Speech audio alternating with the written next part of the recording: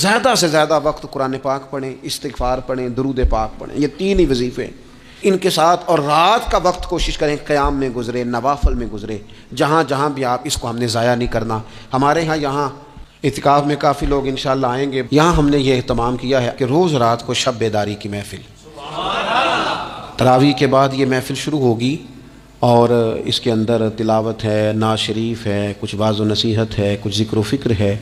جو اللہ تعالیٰ توفیقات عطا فرمائے اپنے فضل سے وہ ہم کریں گے. دعاؤں کا سلسلہ ہے. 8 رکعت نماز نفل پڑھنے کی صحیح کریں گے، کوشش کریں گے کہ اللہ ہمت دے تو سحری تک روز سلسلہ جاری رہے. میں بھی یہی رہوں گا. میری آپ سے گزارش ہے کہ جو آ سکے رمضان کے آخری 10 دنوں میں، 2 دن کے لیے، 4 دن کے لیے، جیسے جیسے آپ کو موقع ملے، آپ یہاں مرکز میں خانقاہ شریف میں بھی تشریف لائیں. اور یہاں نہ آ سکیں تو جہاں موقع ملے کوشش فرمائیں. یہ وقت ضائع کرنے والا نہیں ہے. یاد آتی ہے تو آنسو بھی نکلتے ہیں، دعا بھی نکلتی ہے. تھے کچھ لوگ پچھلے سال جو اس سال موجود نہیں ہیں. وقت تیزی سے گزر رہا ہے تو یہ سعادتیں بڑی قیمتی ہیں، ان کو ضرور حاصل فرمائیں. یا رسول اللہ میں پریشان ہو گئی ہوں حضور. عجیب بات ہے، میں گئی ہوں، آپ نے پوچھا کون ہے تو میں نے کہا میں عائشہ کا. عائشہ کون؟ آپ کی زوجہ. فرمایا زوجہ کون؟ ابو بکر کی بیٹی کا. ابو بکر کون؟ اور پھر حضور میں گئی ہوں تو میرے کپڑے بھیگ گئے، آپ آئے ہیں تو کپڑے خشک ہیں، سمجھ نہیں آئی. تو لفظ سنو حدیث کے. نبی پاک نے فرمایا عائشہ لی مع اللہ وقت، میرا اپنے اللہ کے ساتھ ایک وقت ہوتا ہے. کس کے ساتھ؟ آج میرا دوستوں کے ساتھ وقت ہے، آج میرا گھومنے کا وقت ہے، آج میرا خوش گپیوں کا وقت ہے، آج میرا سیاحت کا وقت ہے، آج میرا پکنک کا وقت ہے. میرے نبی پاک نے فرمایا لی مع اللہ وقت، عائشہ میرا اپنے اللہ کے ساتھ، میرا اپنے اللہ کے ساتھ ایک وقت ہوتا ہے. اس وقت نہ وہاں کوئی فرشتہ آ سکتا ہے، نہ کوئی نبی اور مرسل آ سکتا ہے. جب فرشتہ اور نبی نہیں آ سکتے تو عائشہ اور ابو بکر کیسے آ سکتے ہیں؟ تو کہا یا رسول اللہ پھر وہاں ہوتا کون ہے؟ تو حضور فرمانے لگے ایک میں ہوتا ہوں، دوسرا میرا رب ہوتا ہے، تیسرا کوئی موجود نہیں ہوتا. امت کو درس دیا ایک وقت 24 گھنٹوں میں ایسا لایا کر جس میں تو اپنے رب کو دکھڑے سنائے، جس میں تو دعائیں مانگے، جس میں تو عرض و نیاز کرے، جس میں تو اپنے گناہوں کی معافی چاہے. اعلیٰ حضرت کے والد گرامی سے کسی نے پوچھا، مولانا نقی علی خان صاحب سے، کہ حضرت جی فرعون 500 سال ہی حکومت کر گیا، 500 سال ہی حکومت کر گیا، اللہ کا مقابلہ کرنے والا پکا کافر بے ایمان. تو آپ فرمانے لگے ملا رومی کی وہ کتاب پڑھو مثنوی، جس میں انہوں نے لکھا ہے کہ جب ساری دنیا سو جاتی تھی تو فرعون اٹھ کے مصلے پہ بیٹھتا تھا، کہتا تھا یا اللہ معاف کر دے، رب تو ہی ہے، گنہگار بڑا ہوں پر مہربانی کر. روز معافیاں مانگتا تھا. تو رب کریم کی قدرت نے مہلت دی کہ روز توبہ کرتا ہے، چلو ایک دن سچی بھی کاری جائے تو اچھا ہے. اللہ نے مہلت دی. اور میرے بھائی اگر تو روز رات مصلے پہ بیٹھے تو تجھے مہلت ملے، عذاب نہ آئے. اگر تو اپنے رب کے ساتھ تنہائی کرے تو اللہ تجھے مہلت دے، سزا نہ دے. لیکن ہم یہ وقت نکالتے ہی نہیں. اللہ کے ساتھ میت کا ہمارا مزاج ہی نہیں. ترمذی شریف میں نبی پاک علیہ السلام نے فرمایا ہے دنیا داروں کو دکھڑے نہ سنایا کر، مالداروں کے سامنے رونے نہ رویا کر. یہ تجھے کیا دے سکتے ہیں؟ تو اٹھ کے جائے گا تو کہیں گے محنت کرتا نہیں، روز مانگنے آ جاتا ہے. دنیا داروں کو دکھڑے نہ سنا، پر میں دکھ سنا تو اپنے رب کو سنا، اللہ والوں کو سنا، اللہ کے نبی کو سنا. اس سے مراد یہ سارے کہا دکھڑے اپنے رب کو سنا. اگر تو اپنے رب کو دکھڑے سنائے گا تو تھوڑی دیر ضرور ہوگی، لیکن ایک دن ایسا ضرور آئے گا. میرے مصطفیٰ کریم فرماتے ہیں رب تجھے دنیا سے بے نیاز کر کے مالا مال فرما دے گا. دھوکے کا مزاج نہ بنا، کینچی لے کے نہ گھوم کے کیسے جیب کٹ سکتی. اللہ کو دکھڑے سنا. حضرت عائشہ عرض کرنے لگی حضور چلیں یہ تو سمجھ آ گئی، لیکن بارش مجھ پہ پڑی آپ پہ پڑی نہیں. تو کہا عائشہ تم نے اڑا کیا تھا؟ کہا حضور آپ کی تامت. فرمایا بارش کوئی نہیں تھی، جب تو نے میری تامت لی تو خدا کی رحمتیں تم پر برسنے لگ گئی. تو حضور کے وجود سے لگی ہوئی چیز کوئی اوڑھ لے تو رحمت برستی ہے. تو میرے نبی کی مسجد چومنے سے کیوں رحمت نہیں برستی؟ جالی چومنے سے کیوں نہیں برستی؟ جہاں جہاں حضور رکے، جہاں جہاں نبی پاک ٹھہرے، وہاں جانے سے کرم کیوں نہیں ہوتا؟ تو عزیزو یاد رکھو رمضان میں ایک ڈیوٹی آپ نے یہ کرنی ہے کہ عبادت کو وقت دیں، ٹائم نکالیں.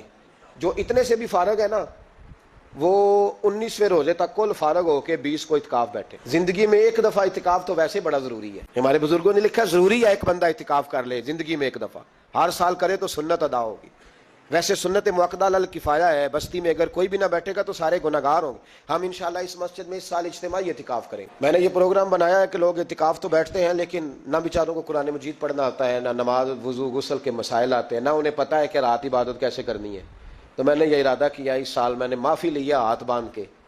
میں نے کہا یار سارا سال میں پورے ملک میں گھومتا ہوں, اس سال رمضان میں میرا ارادہ ہے میں صرف اپنے شہر میں رہوں, میں کہیں نہ جاؤں, تاکہ جو جہاں سے بھی چل کے آئے اسے فون نہ کرنا پڑے, میں اسے مل جاؤں ویسے ہی. تو میں انشاءاللہ تعالیٰ یہیں رہوں گا, اور رمضان کی 10 راتیں میں اپنے اعتکاف والوں کے ساتھ گزاروں گا انشاءاللہ تعالیٰ. یہاں آپ لوگ آئیں, جو سنجیدہ قسم کے لوگ ہیں ان کو ساتھ لائیں, وہ یہاں آ کے اعتکاف کریں. لنگر شریف بھی ہم دیں گے جو ہماری توفیق ہوگی, اور انشاءاللہ دونوں وقت دیں گے اپنی توفیق کے مطابق. اور یہ کوئی صدقہ زکوٰۃ خیرات سے نہیں ہوگا, یہ آپ ہمارے مہمان ہوں گے تو یہ مہمان نوازی ہوگی انشاءاللہ. تو یہ اپیل آخر میں اعلان کرنا تھا, پر چلو بات آ گئی تو میں نے شروع میں کر دیا. یہاں ہم مقدور بھر کوشش کریں گے آپ کے لیے اجتماعی اعتکاف کا بندوبست. ہمارے جو دیگر طلباء علماء ہوں گے وہ بھی آپ کے ساتھ وقت گزاریں گے, وضو غسل نماز کی چیزیں سکھائیں گے, آپ کو قرآن مجید پڑھنا پڑھانا سکھائیں گے. 10 دنوں میں جو ممکن ہو سکے گا ہم انشاءاللہ تعالیٰ کریں گے. تو اعتکاف میں وقت دیں. دوسرا کام آپ نے یہ کرنا ہے رمضان شریف میں کہ قرآن پاک زیادہ سے زیادہ پڑھنا ہے. پڑھیں گے انشاءاللہ. اگر آپ ناراض نہ ہوں تو ہم نے قرآن مجید پڑھنا بالکل ہی چھوڑ دیا. قرآن پاک کھلتا ہی نہیں, توجہ ہی نہیں, مزاج ہی نہیں. سارا دن بیت جاتا ہے, قرآن مجید نہیں کھلتا, قرآن مجید نہیں پڑھا جاتا. ایک شخص مجھ سے ملنا چاہ رہے تھے مسجد نبوی شریف میں حاضر تھا, تو وہ ایک دفعہ آئے گزر گئے, میں قرآن شریف پڑھ رہا تھا, پھر آئے تو گزر گئے قرآن شریف, تیسری دفعہ پھر آئے تو کہنے لگے آپ نے کتنا کو پڑھنا ہے. میں نے ان سے کہا کہ مہربانی کرو مجھے دعا دو کہ اللہ مجھے پڑھتا ہی رکھے. آپ نے یہ کیا لفظ ادا کر لیے کہ کتنا کو پڑھنا ہے. خدا کے بندو یہاں کام کیا ہے, اگر تلاوت بھی نہیں کرنی تو کرنا کیا ہے وہاں. میں اکثر کہتا ہوں کہ چونکہ ہم تو مسیتڑ ہیں, ہمارا تو مزاج ہے مسجدوں میں رہنے کا, چونکہ عام لوگوں کا مزاج نہیں ہوتا تو وہاں بھی بازاروں کو ٹائم زیادہ دیتے ہیں, خریداری میں وقت زیادہ لگاتے ہیں. اگر ہماری طبیعت مسجد میں بیٹھنے کی ہو, قرآن پاک پڑھنے کی ہو, تو بڑا ذوق بن جائے. قرآن مجید امام اعظم ابو حنیفہ امام اعظم رمضان شریف کے اندر 61 قرآن مجید پڑھا کرتے تھے. کتنے؟ 60 اور 1 61. ایک قرآن شریف دن میں پڑھتے, ایک رات کو پڑھتے, پورے دن میں قرآن مجید ختم کرتے, ایک رات کو. اور آپ فرماتے ہیں 61واں قرآن مجید وہ تھا جو میں تراویحوں میں سنا کرتا تھا. 61 قرآن پاک آپ ہر رمضان میں پڑھا کرتے تھے. میری آپ سے گزارش ہے, ایک سپارہ مسجد میں پڑھیں رمضان میں, ایک سپارہ گھر میں پڑھیں. مسجد میں پڑھیں گے تو مسجد کا حق ادا ہوگا, اور گھر میں قرآن پاک کھول کے بیٹھیں گے تو بچے بھی آ کے پاس بیٹھ جائیں, چھوٹے چھوٹے بچے. یہ کبھی تجربہ کرنا, یہ بخشش کا ذریعہ ہے. جب آپ بچوں کی ماں سویرے سویرے بڑا اچھا دوپٹہ لے کے اور مصلی بچھا کے اور قرآن مجید کی ریل رکھ کے اور پھر اس کو خوشبو لگا کے جب کھولتی ہے نا, تو اس کی جو 2-2.5 سال کی بچی ہوتی ہے وہ بھی کہیں سے دوپٹہ ڈھونڈنے لگ جاتی ہے, وہ بھی دوپٹہ لے کے آتی ہے اور دائیں بیٹھتی ہے. اس کا جو 4 سال کا بچہ ہوتا ہے نا, اگر ابا بیٹھا ہے اور 4 سال کا بچہ بھی کہیں سے ٹوپی ڈھونڈ کے لاتا ہے, اسے پڑھنا نہیں آتا, لیکن وہ بھی آ کے نا سپارہ لے کے بیٹھ جاتا ہے. میں نے دیکھا ہے بچے تھوڑا تھوڑا ہلنے لگتے ہیں. قسم اللہ کی عزت کی, مجھے ایسے لگتا ہے کہ جب بیٹیوں کے بیچ ماں بیٹھ کے قرآن پڑھتی ہے اور جب بیٹوں کے بیچ باپ بیٹھ کے قرآن پڑھتا ہے, تو مجھے لگتا ہے خدا کے فرشتے بھی آسمان کے دروازے کھول کے دروازے دیکھتے ہیں کہ یہ کس طرح کا رنگ ہے کہ چھوٹا سا بچہ, توتلی زبان. مجھے وہ حدیث پڑھ لینے دو جو امام جلال الدین سیوطی نے روایت لکھی ہے. فرمایا حضرت عیسیٰ علیہ السلام میں قبر کے پاس سے گزرے تو عذاب ہو رہا تھا, چند گھنٹوں کے بعد گزرے تو وہیں رحمتوں کا نزول ہو رہا تھا. حضرت عیسیٰ عرض کرنے لگے مولا میری مجال نہیں میں پوچھوں, چند گھنٹے پہلے یہاں عذاب تھا, اب یہیں کرم ہو رہا ہے. اللہ اب اس نے کوئی نیک عمل کیا تو ہے نہیں, قبر میں تو عمل ختم ہو جاتا ہے, اتنا کرم کیسے؟ تو رب کریم نے فرمایا موسیٰ بندہ بڑا گناہگار تھا, پاپی تھا, سزا کا حقدار تھا, پر جب انتقال اس کا ہوا تو بیوی اس سے پہلے حاملہ تھی. اس کے انتقال کے 2-4 مہینے بعد بچہ پیدا ہوا, پھر اس بیوی نے بچہ پالا.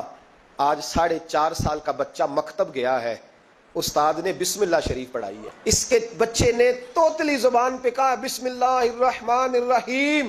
تو مجھے حیا آئی ہے کہ اس بیچارے کو بھی لفظ نہیں ادا کرنے آتے, زمین پر بیٹھ کر یہ توتلی زبان سے مجھے رحمان اور رحیم کہے اور میں اس کے باپ کو سزا دوں. بس بچے نے ایک دفعہ بسم اللہ پڑھی ہے, میں نے باپ کے سارے گناہ معاف فرما دی. مہربانی کرو, ایک سپارہ گھر میں, ایک سپارہ مسجد میں, یہ ضرور آپ نے روٹین بنانی ہے. مسجد میں پڑھیں گے تو مسجد کا حق ادا ہوگا, گھر میں پڑھیں گے تو بچے بھی پڑھیں گے. اور تیسرا سپارہ وہ ہے جو آپ نے تراویح میں سننا ہے. تو کتنے سپارے ہو گئے ایک دن میں؟ 3. تو رمضان میں کل کتنے ہو گئے؟ 3 قرآن پاک. کتنے قرآن پاک جی؟ 3 قرآن مجید, ایک سپارہ دن میں, ایک رات میں. تو آپ کا 10 دن کے اندر انشاءاللہ قرآن پاک ختم ہو جائے گا. کریں گے انشاءاللہ تعالیٰ. یہ ذہن بنائیں, یہ ذوق پیدا کریں, اور قرآن پاک کا ایک حرف پڑھیں تو اللہ 10 نیکیاں دیتا ہے. اور رمضان شریف میں 70 گنا بڑھ جاتی ہیں. تو اب ذرا ضرب دے لو بات کہاں جائے گی. تو رمضان المبارک میں قرآن پاک سے, میں نے کہا کوئی اخبار نہ دیکھو, کچھ نہ دیکھو, سارا دن بس قرآن پاک دے, سارا دن قرآن مجید پڑھیں, قرآن پاک سے دل لگائیں. حضرت عبداللہ ابن مسعود رضی اللہ تعالیٰ عنہ فرماتے ہیں نبی پاک صلی اللہ علیہ وسلم نے مجھے بلا کے کہا مجھے قرآن پاک تو سنا. میں نے کہا یا رسول اللہ آپ پہ نازل ہوا میں آپ کو سناؤں؟ تو فرمایا میرا دل کر رہا ہے میں تجھ سے سنوں. حضور کو زیادہ آتا تھا نا, تو کبھی کبھی آپ سمجھ لیں کہ آپ کو زیادہ آتا ہے لیکن پھر بھی سامنے والے, میں اکثر کہتا ہوں مدرسے کے طلباء سے, میں کہتا ہوں آپ قاری اور حافظ تو ہو گئے ہو پر کبھی کسی اور سے بھی سنا کرو, کہا کرو سناؤ یار دو آیتیں دل کر رہا ہے. حضرت ابی بن کعب رضی اللہ تعالیٰ عنہ کہتے ہیں نبی پاک تشریف لائے تو مجھے کہنے لگے ابی ادھر آ میں تجھے قرآن پاک سناؤں. میں نے کہا یا رسول اللہ مجھے فرمایا مجھے اللہ نے حکم دیا ہے کہ میں تمہیں سناؤں. حضرت ابی رو کے کہنے لگے یا رسول اللہ رب کریم نے میرا نام لیا ہے؟ میں کہاں وہ کہاں؟ فرمایا ہاں تیرا نام لیا ہے. رونے لگے, کہنے لگے حضور پھر تو میں بڑا خوش نصیب ہوں, سنائیے میں سنتا ہوں. تو حضور سننا بھی حضور کی سنت ہے, سنانا بھی نبی پاک کی سنت ہے. قرآن مجید کو سنیں. اور پھر یار دکھ کی بات ہے نا کہ پاسپورٹ کے دفتر تو میں 2.5 گھنٹے کھڑا رہوں, شناختی کارڈ کے لیے میں 1.25 گھنٹہ کھڑا رہوں, اور میں پہلی دفعہ سعودی عرب جاؤں تو امیگریشن کے لیے 2.5 گھنٹے بھی مجھے لائن میں لگنا پڑے تو میں لگا رہوں. دنیا داری کے لیے تو میں اتنا کھڑا رہوں اور تراویح کے لیے مجھے 1 گھنٹہ نہ کھڑا ہوا جائے اور میں بہانے کرتا پھروں. تو پھر یاد رکھو وہ حضرت سیدہ اسماء کہا کرتی تھی نبی پاک نے مجھے کہا تھا اسماء اللہ کے راستے میں گن گن کے نہ دینا ورنہ وہ بھی تجھے گن گن کے دے گا. جب ہم رب کریم کو وقت اس طرح دیتے ہیں کہ دنیا داری کے لیے تو ساری ہمارے پاس ہمتیں موجود ہیں, اور تراویح کا وقت آیا تو بہانے ڈھونڈنے لگ گیا. تراویح کا وقت آیا تو وہ جو ہے اس نے شروع کر دی بات کہ جناب میرے فلان جگہ تکلیف ہے اور مجھے بلڈ پریشر ہو جاتا ہے تو پسینہ بڑا آتا ہے. تو اب تو آسانیاں ہی بڑی ہیں. صحابہ کہتے ہیں جب ہم مسجد نبوی میں نماز پڑھنے جاتے تھے بارش ہوتی تھی تو مسجد میں پانی کھڑا ہوتا تھا, کیچڑ کھڑا بن جاتا تھا, تو ہم اپنی جھولیوں میں خشک مٹی ڈال کے لے جاتے, اپنی اپنی جگہ بچھا لیتے مٹی, اور پھر ہم نماز پڑھتے تو ہمارے پیشانیوں پر بھی مٹی لگ جاتی. تو ایک صحابی جھاڑ رہے تھے تو نبی پاک نے فرمایا نہ جھاڑ, جب تک چہرے پہ رہے گی فرشتے درود بھیجتے رہیں گے. اب تو ایسی لگے ہوئے مسجد میں پھر بھی تو تراویح نہیں پڑھتا. تو ایک تو عبادت کو ٹائم دیں, دوسرا قرآن مجید زیادہ سے زیادہ پڑھیں, رمضان میں زیادہ سے زیادہ پڑھیں, مسجدوں میں ٹائم دیں. مجھے دکھ ہوتا ہے جب رمضان میں بھی نماز کے بعد مسجد کو تالا لگتا ہے. اگر ہم سارے آئیں مسجدوں میں, ہم رمضان شریف کے اندر وقت دیں, جس کے پاس ٹائم ہو وہ آ کے بیٹھ جائے قرآن مجید کھول لے, تو میرا خیال ہے کہ مسجدیں بھی ہمیں دعا دیں گی کہ دیکھو ہر وقت انہوں نے میرے اندر تلاوت کی. ایک اور بات بھی عرض کرنی ہے, یہ مجھے کہا گیا ہے میری اپنی طرف سے نہیں, یہ مجھے رکا دیا گیا ہے. کہہ دوں پکے نمازی ناراض تو نہیں ہو جائیں گے؟ جو پکے نمازی ہیں مسجدوں کے وہ میرے ساتھ وعدہ کریں ناراض تو نہیں ہو جائیں گے؟ نہیں تسی نہیں بول دے تساں ہو جانا. پکے بول دے نہیں پے, پکے کور دینے پے. پکے نمازی, یہ پکے نمازیوں سے بات ناراض تو نہیں ہو جائیں گے؟ یہ بول کے بتائیں انشاءاللہ کہیں. کچے نمازیوں کو شکوہ ہے کہ پکے نمازی رمضان میں ہمیں گھورتے ہیں, رکھے دیے مجھے انہوں نے, کہتے ہیں پکے نمازی, کہتے ہیں فصلی بٹیرے آ گئے. یہ زیادتی ہے, یہ ظلم ہے. آپ پکے نمازی ہیں تو مہربانی کریں آپ وہ جو آپ نے صاف الاٹ کرائی ہے نا اپنے نام پکی کہ ایتھے میں بھینا روز تو کتوں آ گیا, یہ چھوڑ دیں آپ مہربانی کریں. یہ اللہ کا گھر ہے, یہ کسی کے نام رجسٹری ہو سکتی. جو آیا ہے نا بیچارہ چلو کبھی کبھی صحیح, مہربانی کریں اس کو ٹائم دیں, بیٹھنے دیں, کچھ نہیں ہونے لگا. اور جب وہ آئے نا تو دعا کریں, جب اس کو دیکھیں تو کہ یا اللہ یہ آیا ہے تو ہمیشہ آتا ہی رہے, اس کو دعا دیں. مہربانی, بچے شکوا کرتے ہیں, کہتے ہیں پکے نمازی سانس نہیں لینے دیتے مسجد میں. اور ایک بات اور, یہ حضرت علی کا قول ہے, اس کو دل کی تختی پہ لکھ لینا, دل کی تختی پہ شیر خدا کی شیروں جیسی باتیں. حضرت مولا علی شیر خدا فرمایا کرتے تھے وہ نیکی کرنے والا اچھا نہیں جو نیکی کر کے اکڑ جاتا ہے اور دوسروں کو گناہگار سمجھتا ہے, وہ نیکوکار اچھا نہیں. فرمایا کرتے تھے اس سے وہ گناہگار اچھا ہے جو گناہ کر کے کم از کم شرمندہ تو ہوتا ہے نا. فرماتے ہیں جو گناہ کر کے شرمندہ ہو وہ زیادہ اچھا ہے اس سے جو نیکی کر کے اکڑ جائے. تو تھوڑی سی نیکی کر کے پرہیزگاری کر کے ساری دنیا کو گناہگار سمجھنے لگ جانا, یہ تو بت پیدا کر لیا ہے تو نے اپنے اندر. اس بت کو توڑ دے, پتہ نہیں کون کب آئے اور اللہ کا ولی بن جائے. کوئی آیا لے کے چلا گیا, کوئی عمر بھر بھی نہ پا سکا. میرے مولا تجھ سے گلا نہیں, یہ تو اپنا اپنا نصیب ہے. تو مہربانی کریں پکے نمازی تھوڑی شفقت کریں. یہ میں سب سے نہیں کہہ رہا, جو گھورتے ہیں صرف ان سے کہہ رہا ہوں. کچھ پکے نمازی ہیں تو الحمدللہ دل کے بھی بڑے پکے ہیں, سوچ کے بھی بڑے پکے, اچھے ہیں, خوبصورت لوگ. لیکن کچھ ایسے لوگ ہیں, ہمارے شہر کے ایک ڈاکٹر صاحب ہیں, میں نے کہا آپ نماز مسجد میں پڑھا کریں. ان کی عمر کافی زیادہ ہو گئی ہے, تو کہتے ہیں حضرت میں پڑھوں گا انشاءاللہ. ان کو میں نے دوائی لینے گیا تو میں نے وہاں بھی میں نے بات شروع کر دی. میں نے کہا آپ مہربانی کریں, کہتے میں آؤں گا. کچھ دنوں کے بعد میں نے اس مسجد میں نماز پڑھی اور خاص کر کے پڑھی کہ یہ ٹائم ہے. میں نے فون کیا کہ ڈاکٹر صاحب آپ نظر نہیں آئے, تو کہتے ہیں سب ناراض نہ ہو جائیں. نمازی مجھے کہتے تھے خیر ہے ڈاکٹر صاحب کہیں غلط جگہ تبادلہ تو نہیں ہو گیا, کوئی مصیبت تو نہیں آ گئی؟ تو کہتے ہیں مجھے شرم سی آتی ہے کہ نمازی اس طرح, ویسے بھی میں گیا نہیں, 60 سال عمر ہو گئی, تو اب نمازی تو یہ آپ کیا کر رہے ہیں؟ ہم کوئی اللہ کی رحمت کے منشی ہیں کہ ہم سے پوچھ کے وہ دے گا جس کو دے گا؟ کیا کرتے او بھائی؟ حضرت باجدید بستامی رحمت اللہ تعالی علیہ جیسے لوگ کہا کرتے تھے جنہوں نے ساری زندگی جھوٹ نہیں بولا، حرام نہیں کھایا، فرماتے تھے الفن کہتا ہوں، بالغ ہونے کے بعد نماز قضا نہیں کی، لیکن پھر بھی کہا کرتے تھے دعا مانگو میرا رب مجھ سے حساب نہ پوچھ لے، حساب والا نہیں ہوں میں، درگزر والا ہوں، عدل کریں تے تھر تھر کمبن اچیاں شانہ والے، یہ تو فضل کریں تے بخشے جاون میرے جے منہ کالے، تو مہربانی کریں۔ آگے چلیں، رمضان شریف میں سخاوت کرنی ہے۔ حضرت انس بن مالک رضی اللہ تعالیٰ عنہ فرماتے ہیں جس طرح تیز آندھی چلتی ہے، ذرا مثال دیکھیں صحابی کی کتنی خوبصورت، فرماتے ہیں جس طرح تیز آندھی چلتی ہے نا، اس طرح رمضان میں میرے نبی کی سخاوت چلا کر۔ نبی پاک ہر سائل کو دیتے، جو قیدی بند ہوتے نا، قیدی جنگ کے قیدی کفار، حضور انہیں بھی آزاد کر دیتے رمضان میں، فرماتے جاؤ تمہیں آزاد کیا، سخاوت کریں۔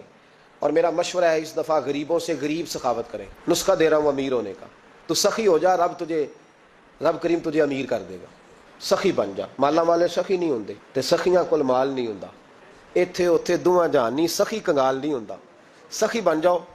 میرے نبی پاک علیہ السلام نے فرمایا بندہ کبھی بھی جیب کا سخی نہیں ہوتا، سخی وہی ہوتا ہے جو دل کا ہوتا ہے۔ غریبوں کو میرا مشورہ ہے کہ 10 روپے دو لیکن رمضان میں روز دینا، ہر شام دینا، غریبوں کو ساتھ بٹھاؤ، روٹیاں کھلاؤ، افطاریاں کراؤ، غریبوں کے گھروں کے اندر سوٹ پہنچاؤ، مدارس کے طالب علموں کو کپڑے خرید کے دو، جو کچھ نہیں دے سکتا وہ ایک مسواک لا کے دے، ڈیوٹی کرو، اپنے دائیں بائیں غریبوں کا خیال رکھو۔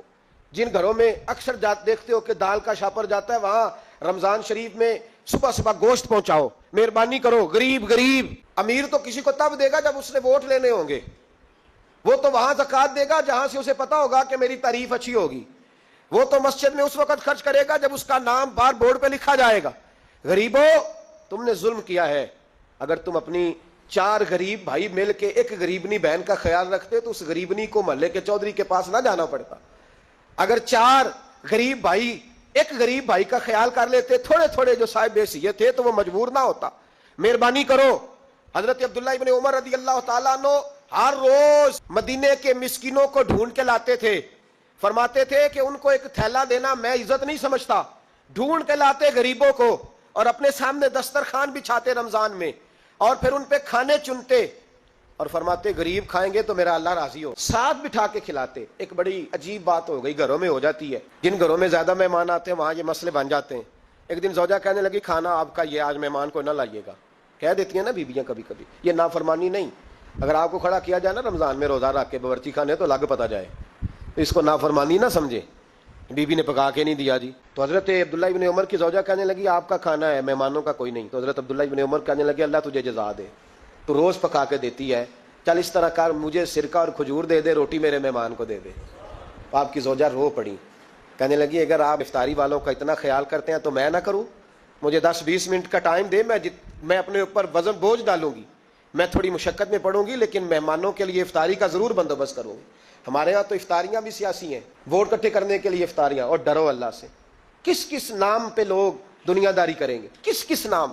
غریبوں کو کھلاؤ کھانا جن کو سارا سال گوشت ملتا ہے ان کی۔ میں کل یونیورسٹی میں کہہ رہا تھا کہ بڑا ہاتھی ہوتا ہے پر بادشاہ شیر ہوتا ہے، اس لیے کہ شیر ہفتے میں 1 دن گوشت کھاتا ہے، اگر روز کھائے نا تو اس سے بھی نہ اٹھا جائے، جس طرح ہم سے نہیں اٹھا جاتا، اس سے اٹھا کوئی نہ جائے، وہ ہفتے میں 1 دن کھاتا۔ مگرمچھ سب سے دلیر جانور ہے دریائی جانوروں میں سے، لیکن 24 گھنٹے میں 700 گرام کھانا کھاتی ہے، اور شیر کا بھی پنجہ پکڑ لے تو شیر چھڑا نہیں سکتا، روٹی کھا کے تو حال ہی کوئی نہیں قوم کا۔ تو مہربانی فرمائے، فاقہ آپ کو طاقتور کرے گا، اور جتنا زیادہ انسان کھاتا ہے شہوانی قوتیں زیادہ ہوتی ہیں، اس لیے نبی پاک نے کہا تھا نوجوانوں کو یا شادی کر لو یا روزے رکھا کرو، اگر زیادہ روٹیاں کھاؤ گے تو تمہارے اندر نفسانی اور شہوانی قوتیں زیادہ پروان چڑھیں۔ تو مہربانی فرمائے رمضان میں غریبوں کے فاقوں کا خیال کریں، انہیں پہنچا کے آئیں، گھر جا کے دے کے آئیں۔ میں اکثر یہ روتا ہوں کہ ہماری مسجدوں میں نا 27ویں کو قاری صاحب کو سوٹ ملتا ہے، اس کے پیچھے سازش یہ ہوتی ہے کہ 27ویں روزے نہ تو درزی پکڑے گا نہ سی کے دے گا، تو ہم یہ سازش کرتے ہیں کہ دین نہ ہوئے مولوی بھی ساڑھے ورگا سوٹ پا لے عید تے، تو پھر ساڑھے جی چودھری جی تے مولوی جی فرق کی رہ گیا، تو 27ویں کو اس لیے دیتے ہو کہ درزی نہ پکڑے۔ یہ جمعہ آپ نے میرے سوٹ سے، مہربانی کریں آپ اس بیچارے کو دینا ہے تو یکم رمضان کو دو، اس کو حضرت جی میرے والا جوڑا